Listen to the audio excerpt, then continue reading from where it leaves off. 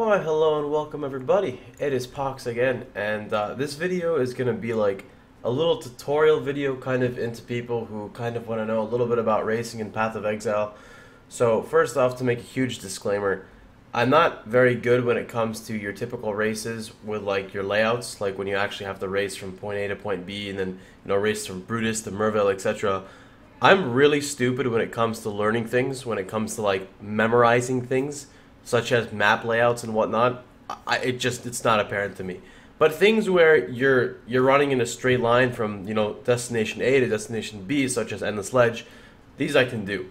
So I've earned 3 demis so far. Nothing too special, I'm like, okay, it's just, since it's a standard layout, I'm able to do it. I'm able to perform it. If you guys want some clips of it, I think I have the like 1-hour videos up on my YouTube as well, which you guys can scroll through. This is kind of going to go a little bit into giving some basic tips on Ledge, and more or less into the build that I use on Ledge. So first off, I want to start with some basics. When you're starting off in Ledge, if you're playing a caster, these are typically your choices you're going to get. You have Fire Trap, you have Ice Nova and Lightning Tendrils. You can use all 3 of these. They drop on the floor.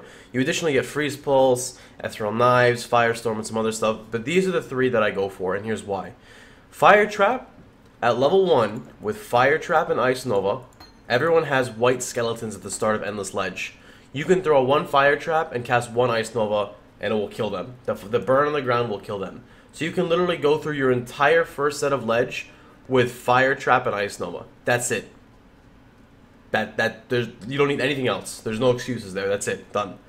Alright, so now going towards a little bit more, a little bit higher level, you're gonna hit requirements on your Fire Trap as a Templar. If you're playing Templar, you don't get any dex. The only dex you could possibly get is coming into like Enforcer and grabbing Precision, which I guess if you want to, that's dex right there. It's not very good, but it's not. It's dex. That's the whole point of it.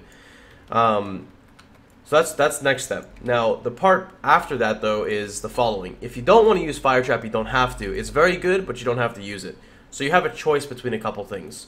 First off, you have to decide between Wands or Scepters. I'm a big fan of Scepters, and this is why I'm a big fan of Scepters.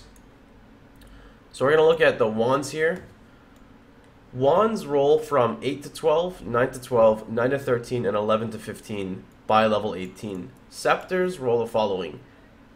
10 Ellie, not spell damage, Ellie damage again, and then a straight up 20%. Meaning if you dual wield Scepters, you can get 40% elemental damage. Dual wielding Wands, you're going to get a maximum of 15% by this level. A maximum. So that's a huge benefit right there on Ellie.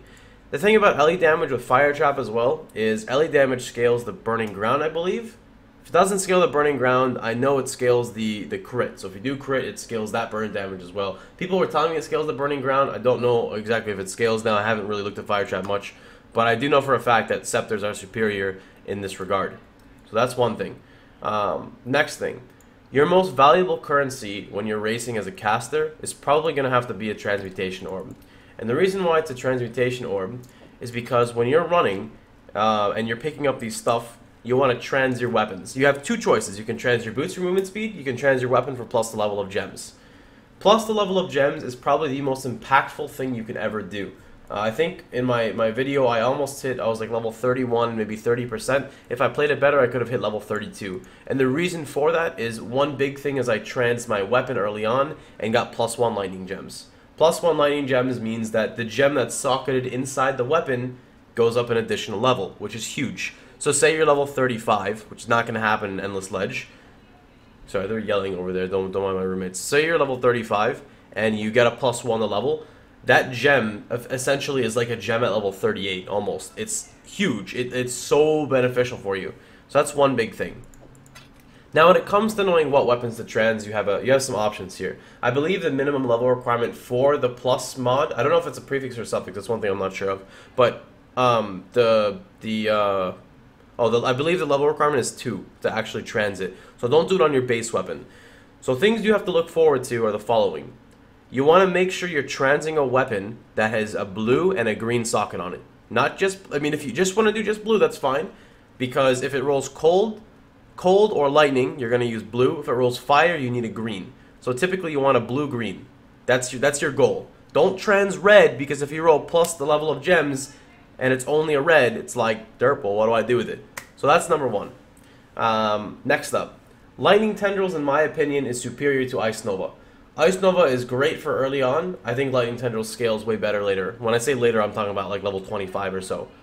Well, they're shouting. I'm making them. Oh. Anyway, so the thing is Ice Nova is really, really good. It's just Lightning Tendrils damage is just so superior to it, and the width of Lightning Tendrils is actually enormous. When you get your nodes in the tree, your Lightning Tendrils is hitting from like here to here. It's pretty big. Like you literally just strafe. You strafe your entire ledge. You'd be running straight. And instead of hitting the mobs like this, I'll show you guys right now. So instead of hitting the mobs like this, you would hit them like this, and you would just run by the side, like that, to hit them. So you can see here, just by hitting from here, I'm hitting the zombie, like that. And that's exactly how you race using Lightning Tendrils. It's a very efficient skill. Other things to note, you always pick up your rings. It doesn't matter if you're going to use them or not. You pick up Sapphire, you pick up Topaz, you pick up Ruby. Required. If you're running a discharge map, you need to have your Topaz on. Another thing to note, pick up all boots to identify. All boots can be rolled with movement speed. It's completely RNG to get movement speed. Very important that you get them.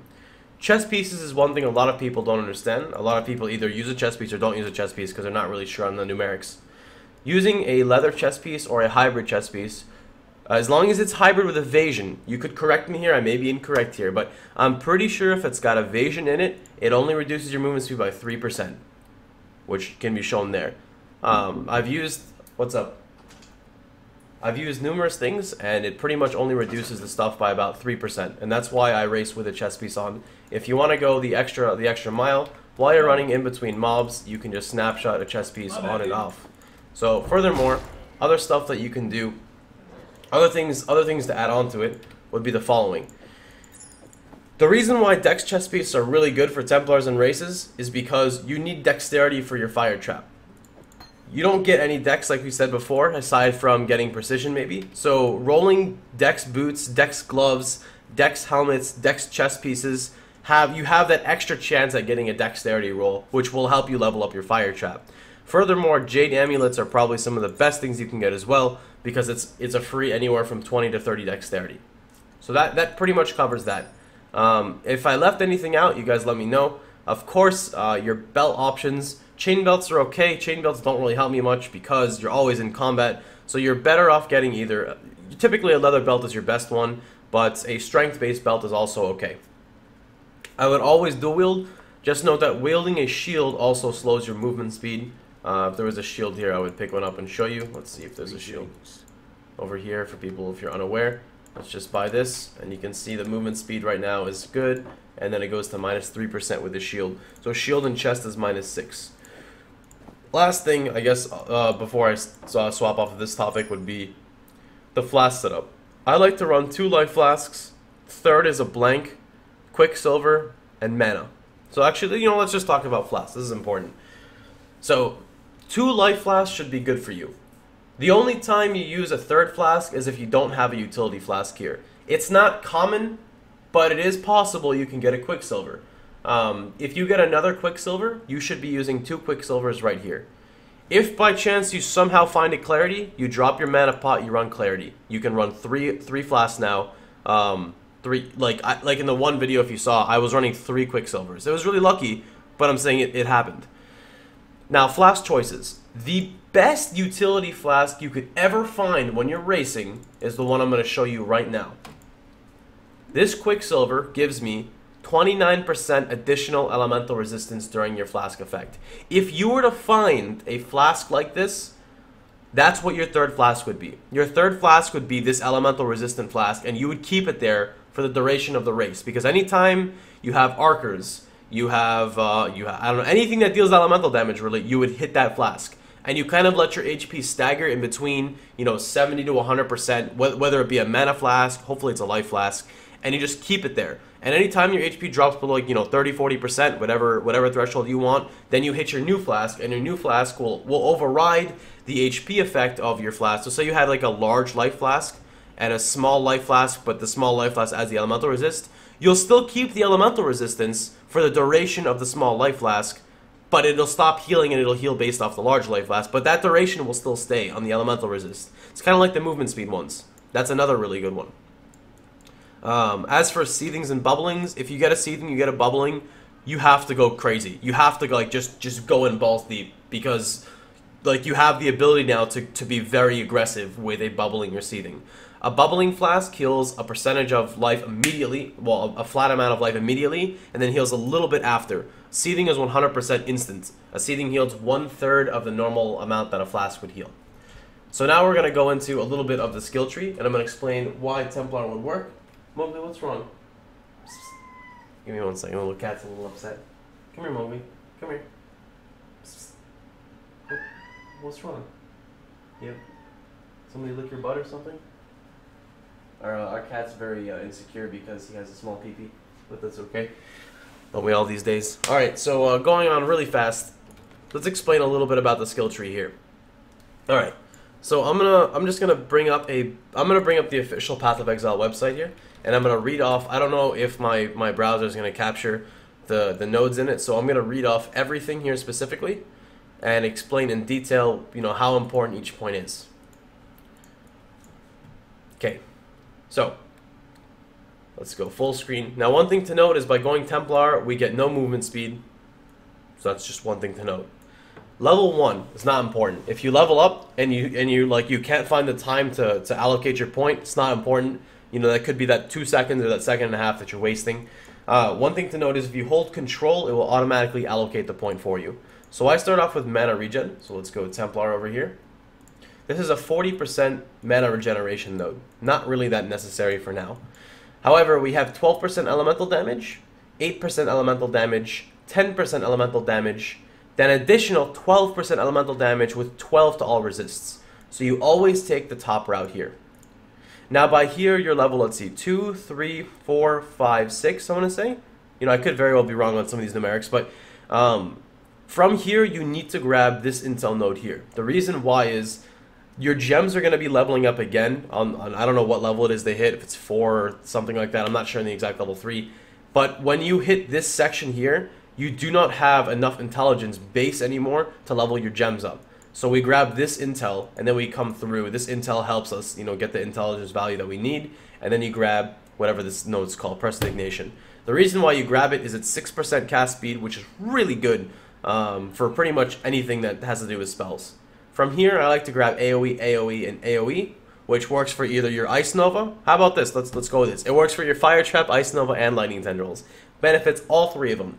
We come through the intel, and you grab Life. Once you get Discipline and Training, you go YOLO. This is literally like an 85 HP health. Like, it's ridiculous. This gives so much HP. You can go balls to the wall when you get this. I like to fill in the life nodes here. If you don't want to fill in the life nodes here, you don't have to. Instead, you can go through mana and grab your Secrets of the Order. Now, when you hit this section, I'm going to go through a couple of things. If you chose the HP route, which is what I typically do not take this life regeneration unless you don't have good flasks. Meaning, if you're still running like your medium flasks, you should take this life regen because it scales well with Discipline and Training in your life nodes. If you have large life flasks by this point, I typically don't take it. Going through this is when it gets a little tricky. If you get your +1 to lightning and you're using lightning tendrils, I go through lightning damage. If you get +1 to fire, you go through fire. If you get +1 to cold, you go cold. Fair enough? Now, let's change some stuff up. If you get +1 fire and +1 cold, so you're dual wielding scepters with +1/+1, you go fire, not cold. Why? Because Fire Trap is fucking retarded and does so much damage. If you get, and then anything else would be the following. You take lightning, if you get hybrid, because lightning is extremely strong as well. From here, I take the intel, strength, and I go for the life nodes. And this is pretty much where my build finishes. If you don't want to grab the life because you feel more ballsy, you can instead go ahead and take the crit upward. And then you can finish off by going upward here and grabbing your life nodes. It's really your choice on this regard. So that's pretty much it. Remember, of course, you can grab your dex nodes over here. That pretty much sums up all of it. If you guys have any questions and whatnot, please just let me know. Remember, if you want to see content, I do have YouTube videos. I can link them down below for you guys if you'd like. If you want to see my character in action, well, you know, the racing build in action. It's a lot of fun. I really do like the Endless Ledge. It gets me pumped. So remember, if you guys have any questions at all, just link them down below and I'll be more than happy to answer them. Have a great day. Take care, everybody.